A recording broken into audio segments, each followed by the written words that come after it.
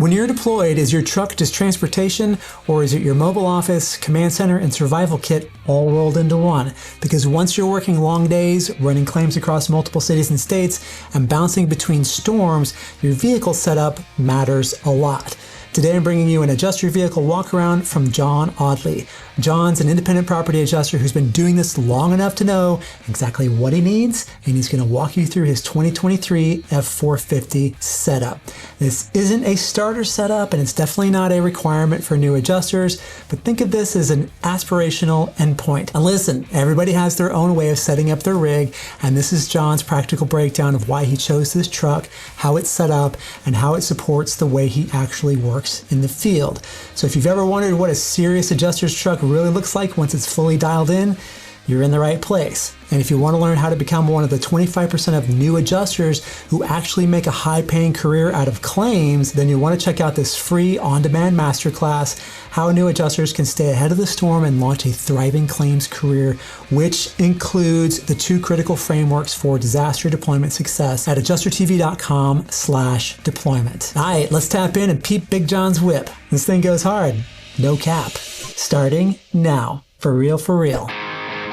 I'm John Audley. I'm an independent property adjuster, and you're watching Adjuster TV. Today I'm going to show you my F450.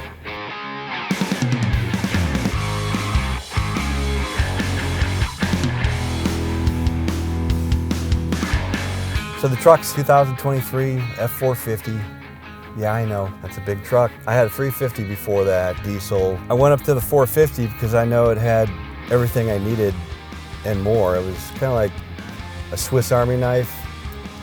I can't have a hot rod at the same time I can't have a truck, so I have to decide. So this is kind of like the sweet in between. So everything's stock on it so far. It has great braking. It's got larger disc brakes just because of the amount of weight it needs to pull. You're not buying this truck for gas mileage for sure, but it's a dream to drive. It almost drives itself. It's a Super Duty Lariat version with the Ultimate package that has heads-up display, it has distance cruise, it has lane keep, it has all the safety features that you'd want. It's got the engine braking, it's got a tighter turning radius on it, which is great because my 350 I had to do a 3-point turn just in pretty much anything I did. I haven't really had a problem getting this truck into any kind of claim that I'm doing. The length's an 8-foot bed, more space in the back, gives me room for a tank if I want it, and actually have things that would fit in the back after you put a tank in. I bought a Truck USA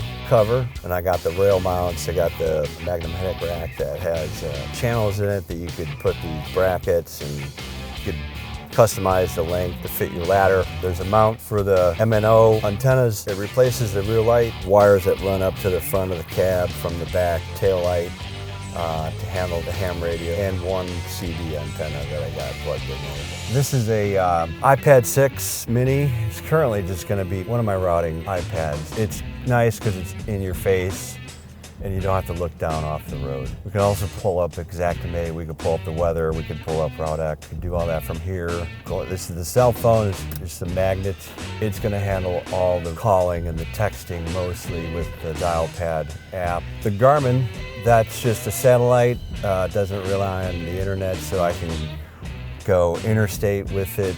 It's not gonna route me to any kind of back roads. It's going to keep me on the highway where everybody can see me. I have that as a backup when I'm traveling interstate, or backup when the Apple Map sometimes stops working if you don't have internet, if you don't download the map. I never used the display here. The built-in nav is not the greatest. Start off with the RouteX on this guy, pull up the claim.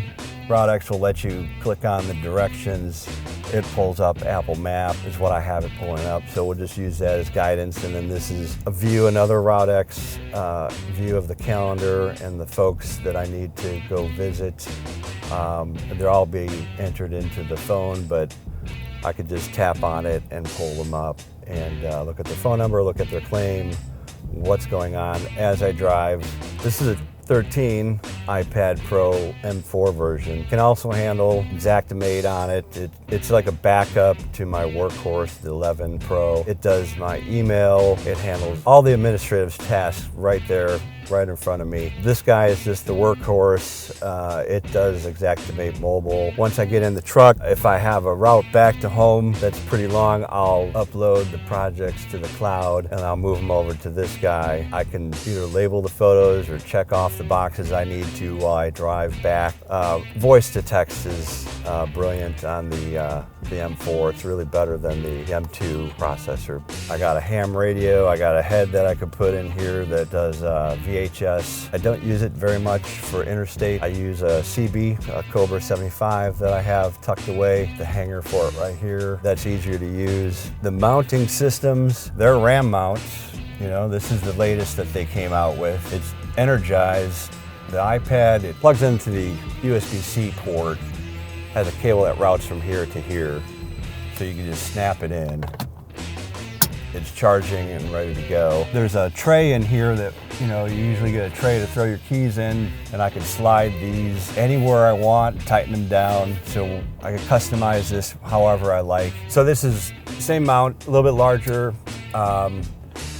These other ones are a B-size ball, you know, just for lighter devices. This is a little bit heavier. It's a little bit beefier, so, and it does bounce, but it's not too severe. Same thing with the iPads down here. I've moved them over. They don't have the cases yet for the built-in charger, so I have the old case on it when I have to supply power to, but it's going to be the same thing. When it's all disconnected, I can throw all the stuff in the center console and lock it. So it has the power that's supplied to it. Once again, there's a RAM mount. This is C, and this is attached to a telescopic kind of pole that mounts underneath your seat rails. So it's just a couple bolts you take out, slide this thing in there and bolt it back down. It's pretty rugged. I've had this set up for probably 3 years. This is all C level. It's pretty sturdy. It's going to be bouncing around a little bit, but I could adjust it to where it's comfortable for me just to be able to touch and do whatever I need. That, in a nutshell, I think is where I'm at. It's a fun truck to drive, and everybody basically gets out of your way with it. And if you've ever wondered how much catastrophe adjusters get paid, you'll definitely want to check out this video right here. And as always, thank you so much for watching, and have a great storm.